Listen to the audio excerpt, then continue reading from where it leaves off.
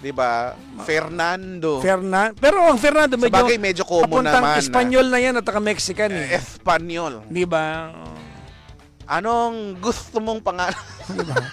Isusumbong ka sa kabesa ni barangay. Hindi pwede. Di ba? Wala kang edukasyon. Hindi pwede kasi sinisipon siya. Wala kang edukasyon. Hindi ka kasali sa populasyon. Aray. Sana mauso rin yung halimbawa yung katangian, Na? yun ang magiging pangalan ng Makisig. anak. Makisig, katangian yan eh. Yun nga, marikit. Parikit, diba? katangian yan, di ba? Oo. Kaya lang, dapat doon lang tayo sa positibong katangian. Sa bagay, Pangit no? naman kung pangalan. Ano pangalan ng anak mo? Singkol. Karimari-mari. Singkol. Single! Singkol. Ano? Singkol. Ano yan? Hindi ko alam yan. Ano yung singkol? Komang. Sa Ilocano, singkol. Dapat, Sa bagay, ang daming dialect Oo, eh. dapat doon lang tayo sa positibo. Bungol.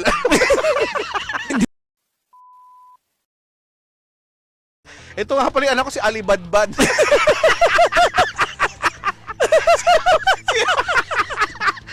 si Ali Badbad. hindi mo gusto. Pag ako yung anak mo, ang hirap nyo naman maging magulang. Hindi talaga. Magpapalit talaga ako ng magulang. Ha? Gusto mo si ano? Pangalan. Ito pala yung anak ko si Borta. Borta. Dolores, marami. Ay. Oo. Alimuong. Alimuong. Tamang translation ng seatbelt kasi sinturong pangkaligtasan pa rin. Pati sa eroplano yun din ang gamit eh. Sinturong Nasanay na nga ako pangkaligtasan.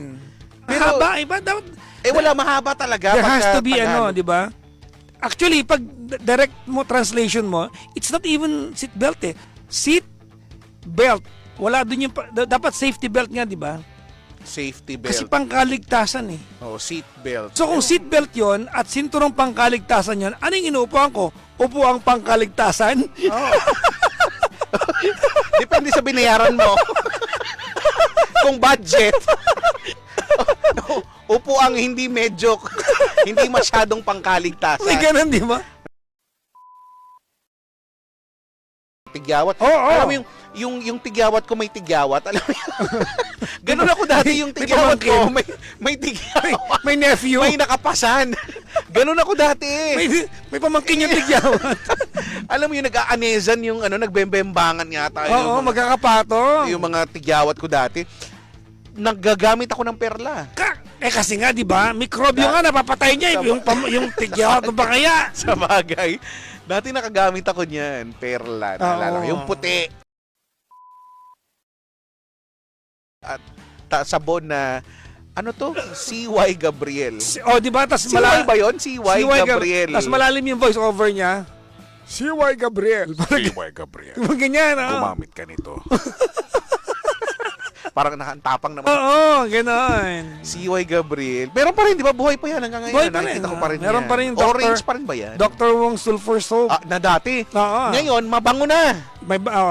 Ngayon, mabango na. Meron ako niyan sa CR ko. Bumili ako kailan lang. Dati, ako din dati gumagamit ako ng ganyan nung bata ako dahil ang dami kong kung ano-ano sa katawan.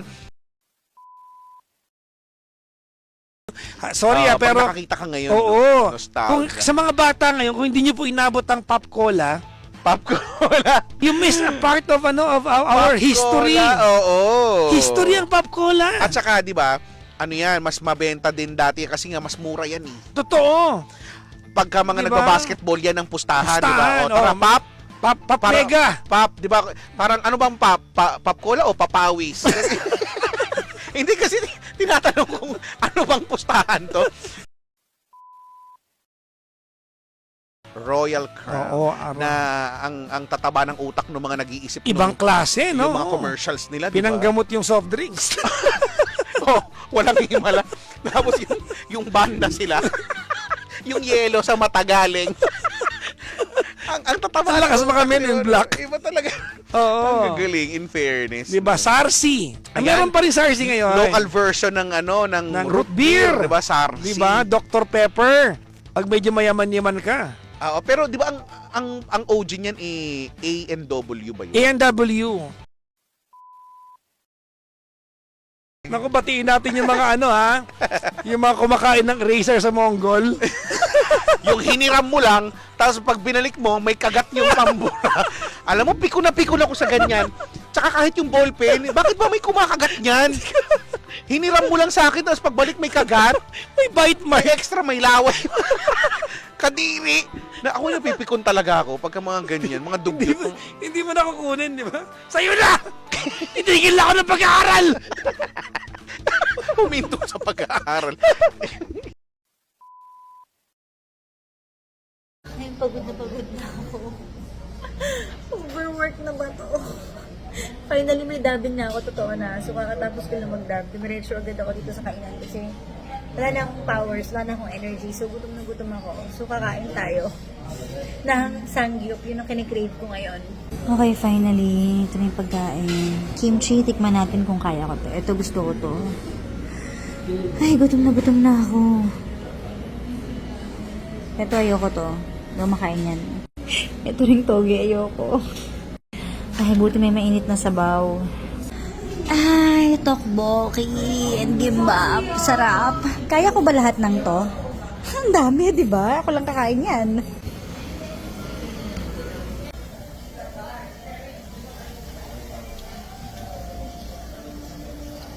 Kain tayo, guys.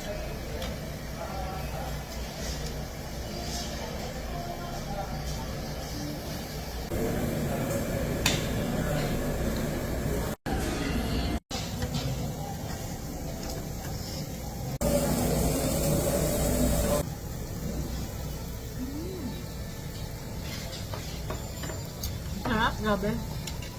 Parang 1 week akong hindi kumain. Okay, so nabusog na ako. It's time for charan! Soju! Konti lang. So, let's drink. Cheers!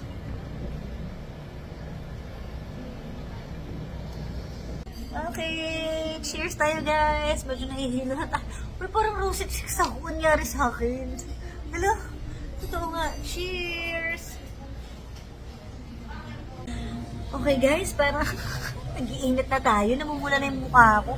Rosy cheeks na ako. Tignan nyo naman. O, last shot na tayo. So, yun na yung ating last shot. Sobrang namumula na ako. Grabe, ito lang pala magpapa-rosy cheeks sa akin. So anyways, napamper ko naman yung sarili ko. Papahingin muna ako na onte. And then, dahil sa pagod na pagod talaga ako, hindi ko ginawa ano yun? Puro work. So, papamassage ako. Since andito lang ako sa tabi ng Lasema, andito ako sa Samgyup sa katabi ng Lasema.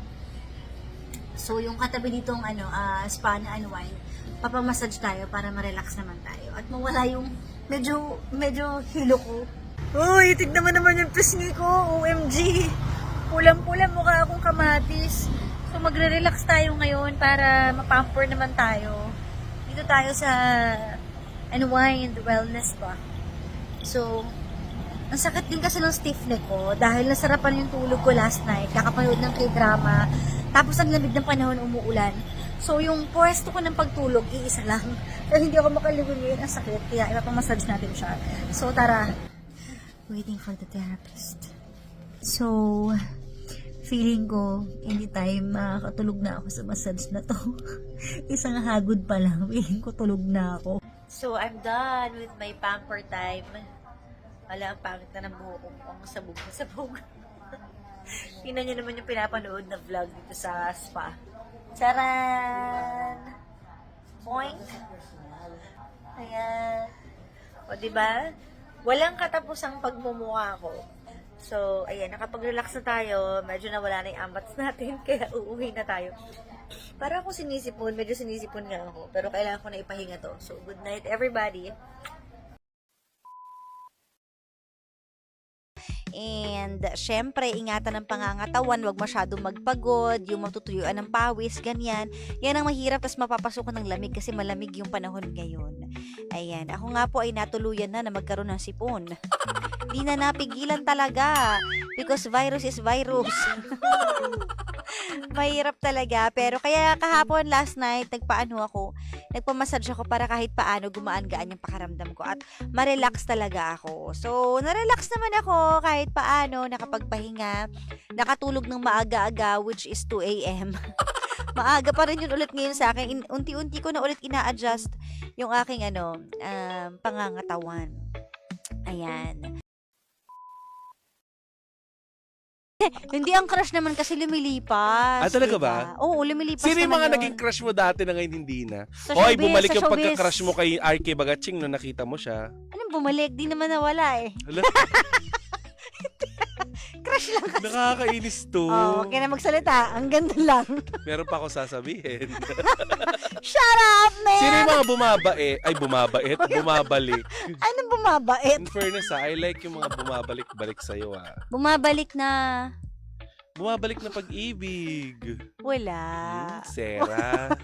So, Issue na naman yan, tignan mo. Sagutin natin tong ano chismosa tayo na to. mga issue? Ano pang mga... Bakit di ka na pinopost ni Papa Jackson kahit nung birthday mo? Napansin lang namin kasi si Klong naman pinost niya birthday niya. Nag-Thailand kasi nag-post siya agad pag uwi pero hindi ikaw ang pinost, si Klong ang post. Then saka siya nag-post kay GK nung nabash na siya. Hindi po makakasagot niyan. Hindi ako munang sasagot dito kay Sally. Bakit?